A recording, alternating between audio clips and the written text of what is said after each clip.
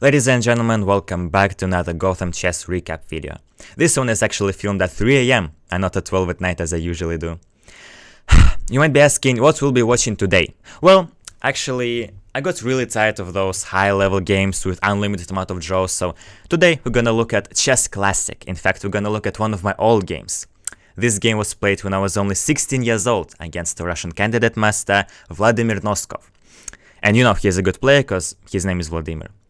Now you might say, Levy, how is this an old game? You still look like a 16 years old. Well, first of all, thank you for the compliment, and secondly, you're blind like a mole and you should be ashamed of yourself. Because I'm clearly not 16 years old and you're miserable for even assuming that. I'm 17. So, I started the game like any normal person would. I played e4 and Noskov played the move f6.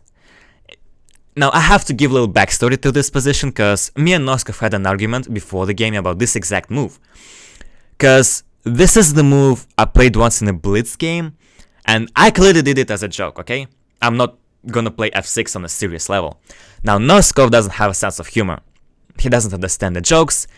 He's like Hikaru Nakamura watching memes on Reddit, okay? But even worse than that. So, when I showed him this move, he said I was a bloody genius. This is the best move ever, he's gonna play it every single day, he's turning GM today and world champion tomorrow. That's not exactly what he said, but you get the idea. So I disagreed with him, because f6 just weakens black skin, you open up to some checks, you block your queen's path, like, what are you doing? Oh, I'm a candidate master, I'm so smart, I'm gonna play f6, like, bro, what's wrong with you, okay? And you know, it's funny because there are super GMs who study openings 8 hours per day, remember all the best moves up to move 30 or something, and pull up those big brain strategies to find the slightest imbalance in equal positions. And there are people like Noskov, who just intentionally start a game with a mistake and still somehow get a win. Like, from my point of view, that's pure talent. Pure talent. Like, I can never do that. If I start a game with a mistake, guess what happens? Take the wildest game of your life. $1 million on the line, I lose. Immediately. Obviously, like any other person would. Now, Noskov is not any other person, that's why he's a candidate master and you're not. And I am not. Okay, so f6. f6 is bad, and you might say, well, Levy, wasn't you the one who showed that move to Noskov? And I'm gonna get back to the game and tell you what happened next.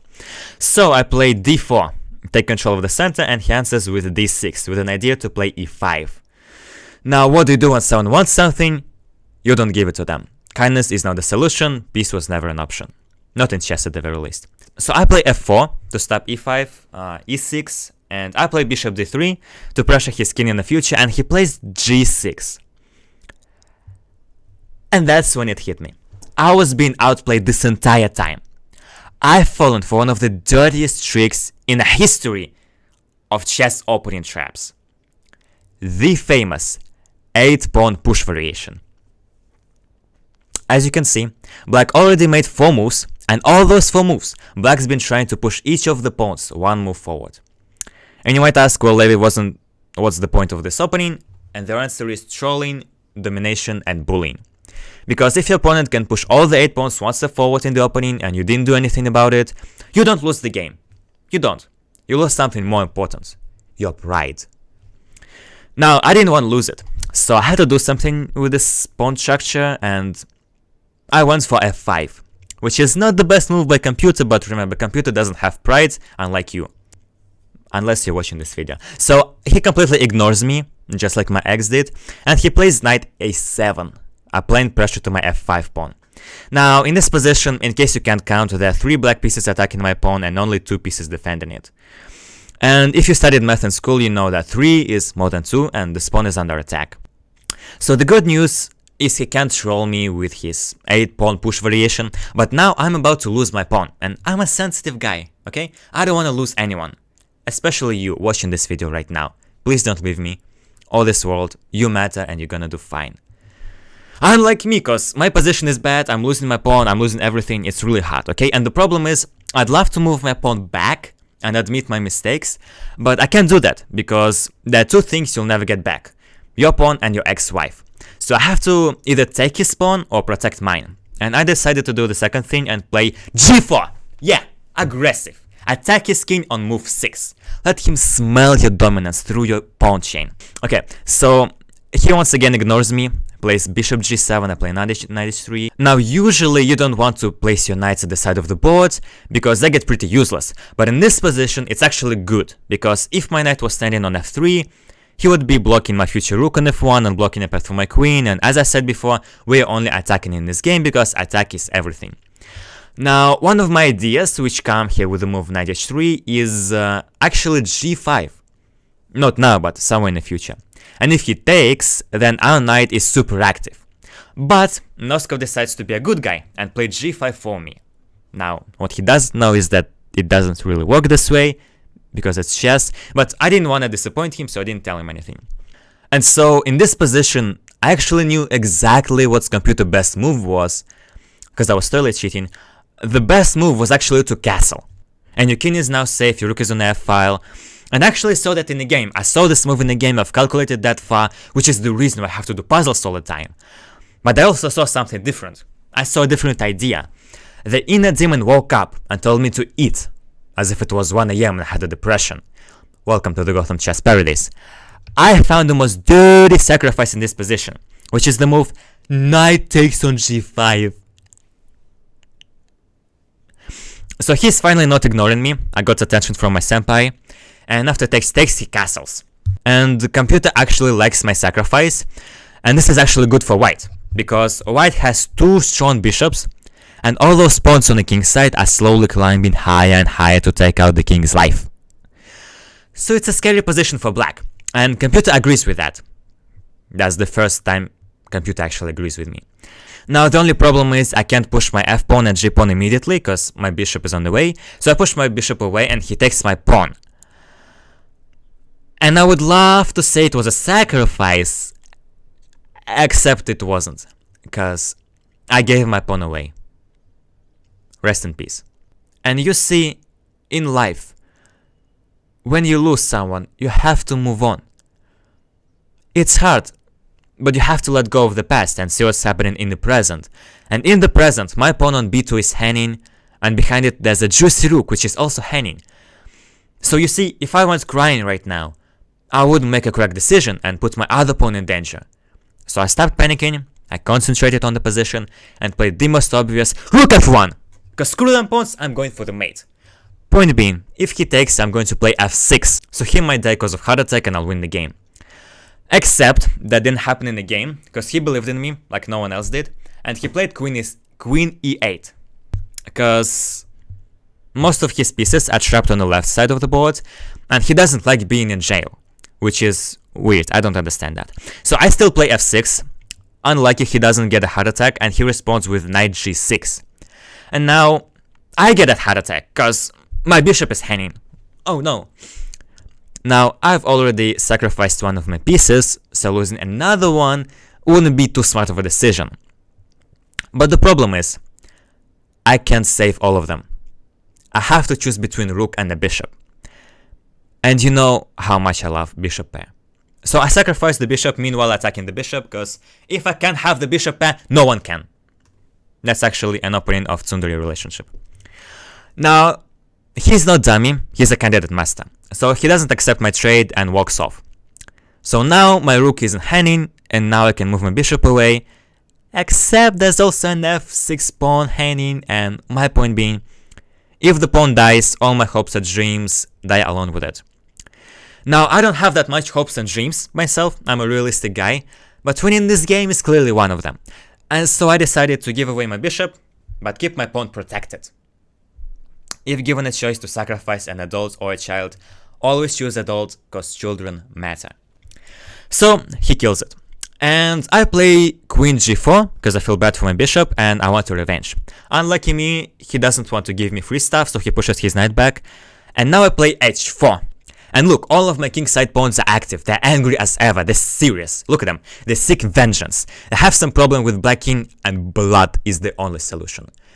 Now, I may or may not have said that to his face during the game, but either way, he got really scared and played knight h8, because he is a coward. And now look at the position. Black has 2 extra pieces, but none of them are playing in the game except for the bishop on e5. It's so fascinating. Now, all black did the entire game is push some pawns and eat my pieces, and you might say, well, isn't that what you're supposed to do in chess? Well, yes, but actually no, because you also have to think about your own pieces. So bad news, you actually have to care about people around you and not be a selfish idiot. Crazy, right? So now we know that Noskov is not only a coward, but also a selfish, greedy baka. Sus. Okay, so as I said, black has only one active piece left, which is of course the bishop, and so I put pressure on him and also bring my knight to the center. Now black has an important decision. They can blunder their bishop, or they can save it for later. Weirdly enough, black decides to stick with his bishop, and now I play e5, and ask him the same exact question. And point being, this is actually already lost for black. That's it, because they were too greedy the entire game. And funny enough, I lied to you. This is still good for black. A little bit better for black. Only and only if black finds knight d7, sacrificing their bishop. But Noskov is too greedy, so he doesn't want to do that. He is like an old villain from the fairy tales, staying true only to his gold, even if it will cost him his life. He's like an old Koshchei, or the goblin from the Soul Rings. My bounty. And after bishop c5 and h4, he plays knight d7, and this is the final moment of the game, as I sacrifice my third piece with a stunning move, bishop h7 check. And in this position, Noskov actually thought for a while, and decided to play a very, very interesting move. Feel free to pause the video to see if you can find it, and I'll wait for it a little bit. Okay. The marvelous move is king takes on h7. Which is the only move, otherwise you're gonna get mated in 2. And I'm really disappointed if you did get mated in 2. Get out. Right now. Leave. We don't like you here. So, now black has 3 extra pieces, but it's too late. Because I played g6 with check, the king is running away, but this is a trap. Always has been. And this is where I played g7. This move actually would have made a draw if Noskov would have found rook f6, and on pawn to h8 queen, he takes, and I take the rook, and after queen g8, this is actually a draw.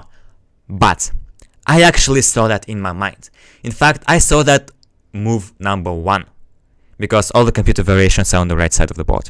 You see, I've analyzed this game before making the video, because I care about you, and I'm a great guy. But I also knew something I've already told you. And if you're listening to me, then you know that Noskov is greedy, and he'll never give his pieces away. So he plays rook h7, hoping for a miracle, and I play h6, point being, I'm winning the game.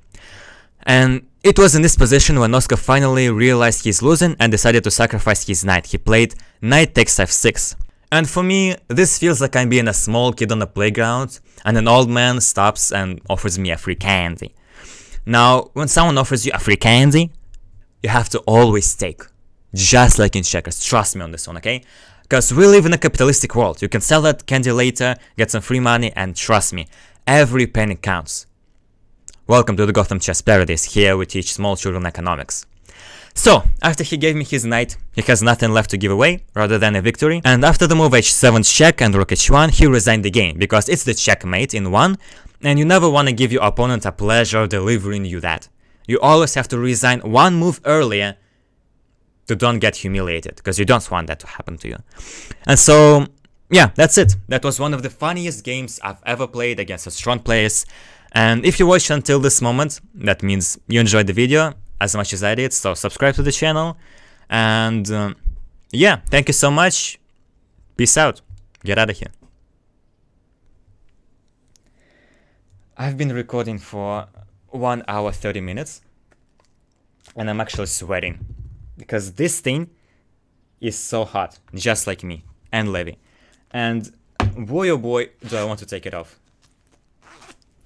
because it's actually plus 26 outside on the street, and I've closed all the windows because otherwise the sunshine will ruin the video. So you must like this video. You have no choice. I left you with no choice. You might think we live in a democracy world. We don't. Get real now. Alright, bye bye.